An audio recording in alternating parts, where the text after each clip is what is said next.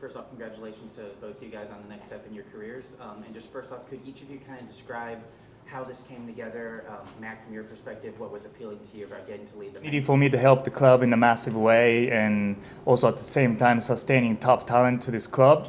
Both women's and men's equally important to have a successful club in this situation, and we were able to make moves to keep both of us really to lead the charge. And we're really I'm really proud of the foundation we set with the women's team, and having Kos and Taylor to lead this group. I'm really confident for them to take and sustain this culture that we set. So it was a great opportunity for the club to move with this. Yeah, when I heard about this job first from Mac, I got excited right away. You know, I heard about the ownership and the club, what they want to go for, and then I'm like, oh, this is it. You know, can't miss this opportunity. So I came with them right away, and then once we get going, we knew right away this is different. I've been in the U.S. soccer world for so many years in so many different clubs that I feel that, you know, support from everybody, you know, and then the girls and players and everything is just top notch. Yes, it is a mid-season and all that. We have a little break, and then we regroup again, but we have everything that we need here, you know. Yeah, maybe some here upgraded here and there, but still, the foundation, the culture, everything is already set from day one till this day. We just gotta keep growing it, but every day we gotta appreciate what we have every day, and we gotta earn it every day. There's not much of, oh, we gotta change this, we gotta change that. You know, we just gotta keep building what we built so far, and then just keep going, and then try to win more games, and then try to get some trophies. Yeah. What was like the conversation between you two like during? We talk every day. You know, I've known Kos for more than 15 years, and I think things pop up. We have conversation with each other. I thought it was a great opportunity to be a valuable member of this club, to continue to push the standard of the club going forward. And we were very confident in the culture that we built on the women's side. And quite frankly, we're not taking the credit for the culture we have on the women's side. It's the people inside of this locker room. And we have extraordinary women in the locker room on the women's side that we got the best out of them most of the time. And it's been a great culture, and it's a very fun environment to be around. And, you know, for me personally, you know, I'm very confident in Kos taking over the team to continue that success, and we share the same values in terms of organizational structure and how we value people before the players. So it was no brainer for me, you know, to be able to pay back to the club that trusted us, and it's just a really great opportunity for both of us, as I thought. What do you think will be the biggest challenge as you take over the men's team, and then what will be the biggest challenge for you as you take over the women's team? Yeah, so, you know, I just want to make it clear that, you know, for me, my biggest focus right now is the game against DC, the women's game against DC tomorrow, and then the Dallas game next weekend. I think after that we start narrowing down, you know, how we approach the preseason and things like that. I think the challenge is, obviously I'm coming in as a new head coach for them. You know, but I take pride in getting the best out of the people in the organization, not only the players but staff. So, you know, shifting that culture to be really player-centered and making sure that we're getting the best out of players. You know, I think, we're sustaining and gathering players that are like-minded, that wants to be best for the club. And I think that the challenge is always, you know, going into the new locker room is getting them on the same page, and, you know, sharing values and going for the common goal, which is championship, and, you know, just nailing down those step by step. It's a brick by brick. I think I said the same thing when I took over the women's side. The challenge is very similar with that, but yeah, really excited that'll be the challenge going forward. Well, definitely the move to happen and all that, and, you know, we might have to add a couple staff to make sure that what we have is really strong. You know, and then we got to make sure that we bring the right people for the right group and everybody, you know, then make sure that will continue that, right? But at the same time, make sure, I know we're doing well, but at the same time, we are all human, you know. Complacency happens all the time, you know. Stuff from me, everything, the standard has to set high every day. And then we got to make sure that push each other, you know. The competition's key as well within the group. I think we can enhance that a little bit more, you know, and then just keep that group going, you know, and then we gotta be hungry, stay humble, then but just that starts from training every day, make sure that we create that environment every day. But again, just like Max said, we have a good group of people, good human. I think they can do that. But then just a little more of nurture that environment more every day, and they just keep moving forward. Then eventually, I want these people, not just as a soccer players. I want them to reach out to community. Bring more people, fans, and all that. Keep playing the soccer that everybody love to watch. And then attract those people to keep coming and then keep growing that. Because as we've been the entertainment world. Sometimes I ask myself what is our purpose? Not just playing and just get paid. I think we have a power to inspire people, inspire next generation of soccer players in Lexington. And I think we can set that standard, not just the playing, not just the winning, not just winning trophy. Yes, that's important, but at the same time, try to inspire people around and the community and all that. So then we can grow more. Then they feel more pride in that and a purpose in that not just to play the game. Then they have more of not weight on the shoulder, but still a good purpose to do it. So I want to enhance a little bit of it, so they can think about it more. And then I think that will give me more energy to go every day, go about it. So I think that's the little thing that I'm gonna do as well. Yeah. I have two questions. The first one is, we talked about the foundation and the standard and everything, but what has you all just the most excited to be a head coach and then to transfer over to the men to hopefully bring the success you've been having on the women's side over there? Well, sorry. What has you most excited? We talked about the challenges, but what are you all most excited about? Yeah, I think just getting the best out of the people in the locker room, so that we're sustaining, gathering top talents in this country, and we'll have locker room for people that are really hungry to win championships. And really exciting part is we're starting, it's almost like starting from scratch, if you will, to build something very special here. What I do think is, I believe this move is possible because of the work that we put in on the women's side, and obviously club ownership saw the culture that's changed on the women's side, and that's very good. People are coming in, having fulfillment, they're coming to work every day and being excited and being the best version of themselves. So I'm really excited to create the same culture, same type of culture within that. The game is different, league is different, of course, but at the same time, I think the having the value of getting the best out of people in the organization, that doesn't change. And to be able to do that and help the club to move forward like this is a very special case. I don't know if any other cases like this in the world, and I'm just really excited for the opportunity for that. Yeah, similar to I talked about a little bit before, but of course, winning, I inherited such a good team, right? Good people, good players, so I'm excited to keep enhancing them, improving them every day, and then game by game, but we keep winning and get points and get close to that finishing line, which is our goal, is to get player shield and then get to host the playoffs and then win the championship, But that's really exciting about. But at the same time, again, every day we create that, culture, and then the team that wants to succeed for any occasion. And then at the same time, if you keep doing that, I think we can bring more people into this club, good people, and the players want to come here, then I want to keep playing that way, that, we believe that we can enhance and improve players, on and off the field. And then a lot of people maybe buy into that, then maybe we can align the club, academy, youth level, rec level, those people, then we might have that sustainable, ladder of pathway in here, I'm excited about that. I think we have a great ownership, good GM, everybody's in it, really good people, and then the Lexington, so far I love it. The people here is very genuine, they work hard, I can see it, and those people, I think Lexington deserves something bigger than just the team that just win games. I think we can get to that. I think that's what I'm so really excited about, because just it's different. I said I've been in different clubs, but I feel something special here, they have the ownership and GM that cares about that, not just the winning game. And then how did the players react when they heard the news, when you all told them?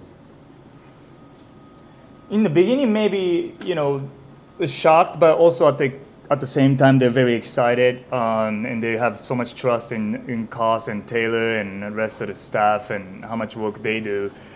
Quite frankly, I've been blessed with staff really and the players in the locker room. So I think they have they have a sure foundation that they really believe in, that they built. The culture is built by the actions of people in the locker room, and they own that. So I think they're very excited for Kos and Tay to take over the team, and I think that's what I saw.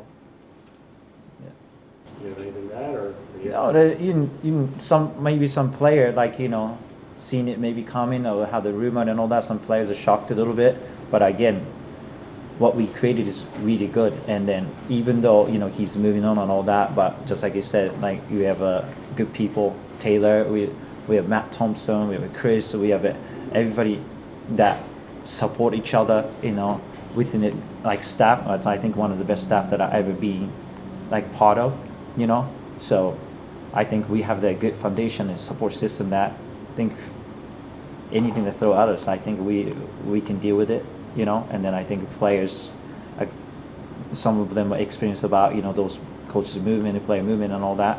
I think in the end, once get going, first those 2 games left in this season, we'll take care of that. But after that, once preseason second part starts, once they see that again, we have a foundation, we have a good support and everything, I think it's going to be just fine, Mac, for yourself, this won't be the first time that you're involved in the USL Championship. You obviously have previous coaching history with it. Yes. I know some years have passed, obviously, but what do you remember from your time in the championship as a coach, and just maybe the difficulties that come with trying to advance into the playoffs and win a championship at that level? Yeah, just I was at New Mexico United for 2 years. I'm really proud of the work I put in at New Mexico United, and USL Championship.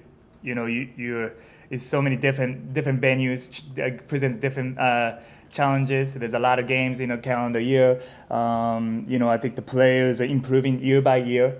But it's high competition, game by game. We have cup games, Open Cup games, and Jägermeister Cup games. So, I think just making sure that the sustaining players' health and mentality throughout the whole season is a good challenge to have with a good culture. If you have a good culture, I think those are good parts to tackle. I was talking to former coach last night, and I was kind of reminiscing the time at New Mexico United. We were going into playoffs in 2023 season, I believe.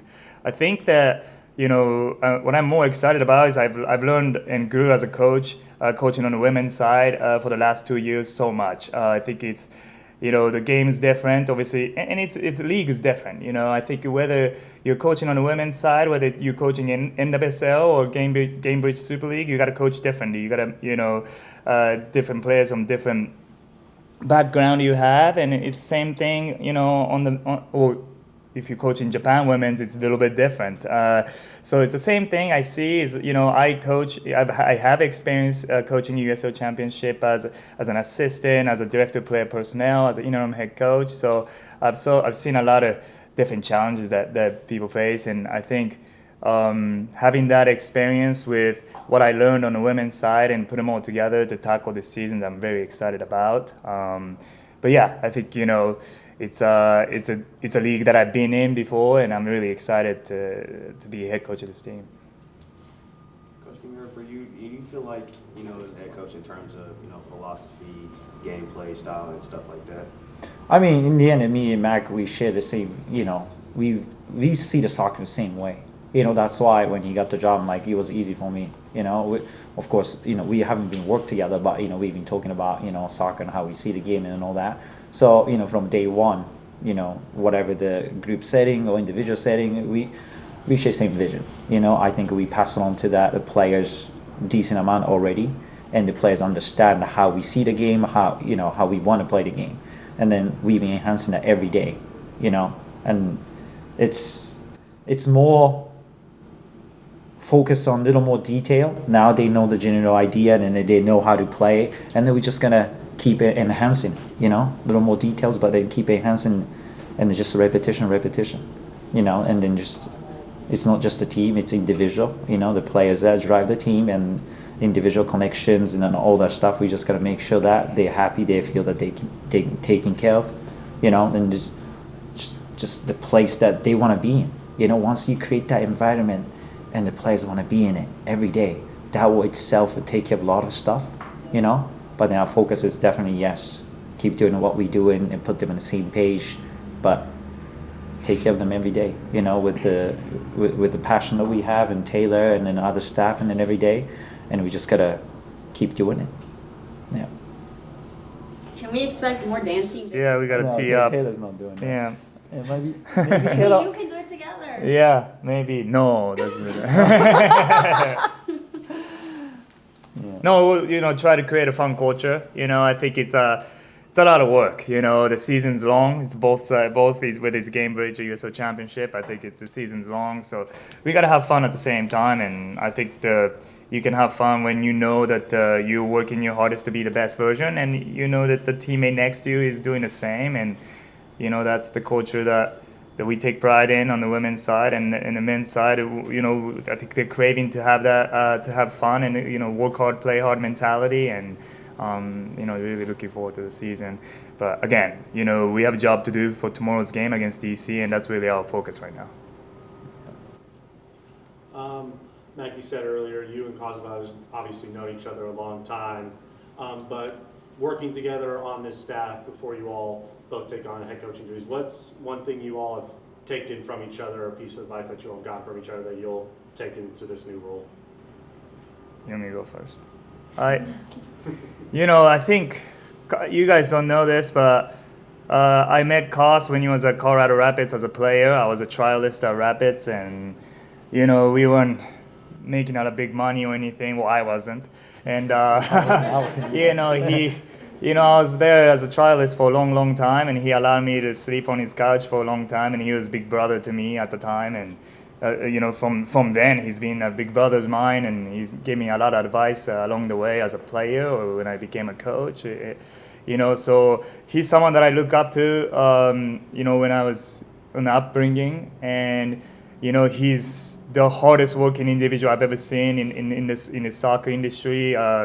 He doesn't ever put himself first among everybody. He always think about others, and just always thinking to make things better and how he can contribute to others around him.